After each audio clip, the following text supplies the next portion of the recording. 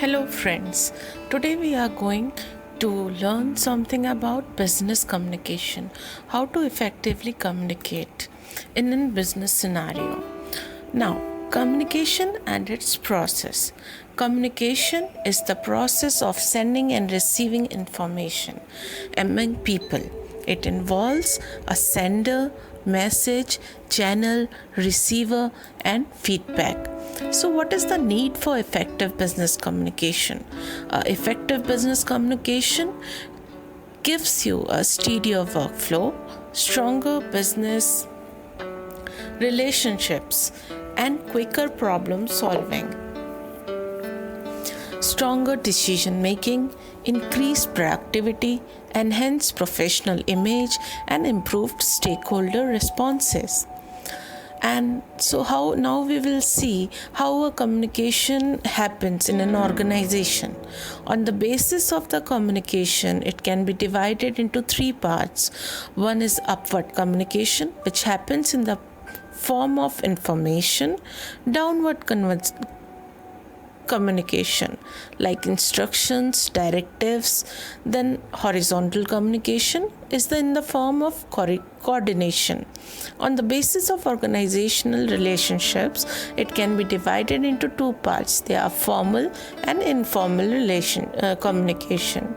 There are two types of communications. They are verbal and non-verbal communication. Verbal communication can be divided further into three parts. They are passive communication, aggressive communication, and assertive communication. Now we'll see passive communication. The goal of being a passive communication is to avoid conflict no matter what. It involves less risk. It's very safe. Like, I don't know, whatever it's a group decides, you have more experience than me. These kind of statements signify, you can say it shows a passive communication style. Then what is the aggressive communication? The goal of communication is to win at all cost, protecting one's own rights at the expense of others' rights. For example, I don't know why you can't see that this is the right way to do it. It's going to be my way or not at all.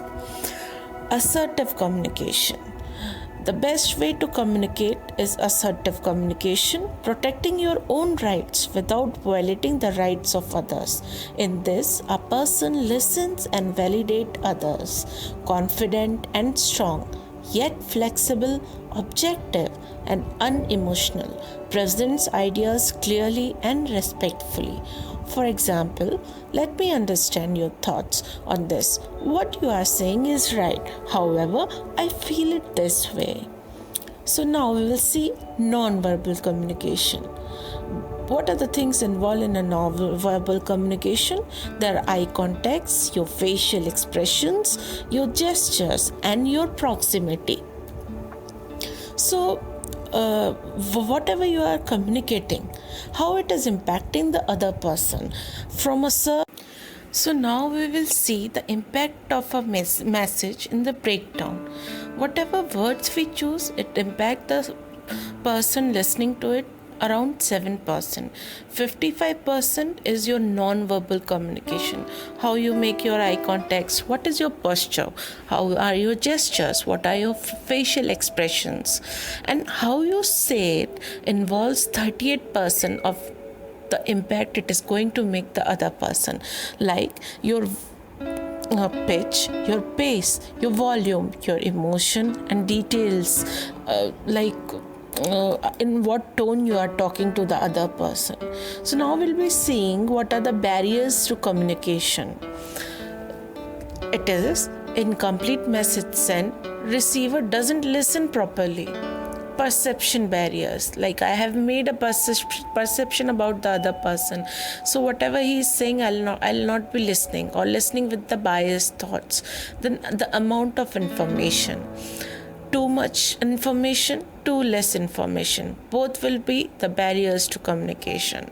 Inappropriate transmission channel, environmental distractions, and lack of trust and credibility between the sender and the receiver. So now we'll see what is effective listening. See, when we are talking about effective business communication, it involves not only your way of communicating, how you are perceiving others, how you are listening, how you are making an impact with your verbal and non-verbal information. It involves all parts of communication: written, verbal, non-verbal, vocal, email, everything. There are four basic components to effective listening: listening with empathy, listening with openness, listening with awareness, and listening actively. And there are three elements of active listening: one is paraphrasing, second is clarify, and third is feedback. So, what is paraphrasing? Paraphrasing means, suppose if I say, I am a customer, I come to you and I say, see, I want my account to be opened with your bank. So you will repeat my words: sir, I would like to confirm that you would like to open an account with our bank. This is called paraphrasing. Clarify: if you have some confusion, if you are not clear what the other person is saying or what your superior or team member is saying, then you have to clarify. Very politely ask him, can you please explain it to me again? I have not understood this.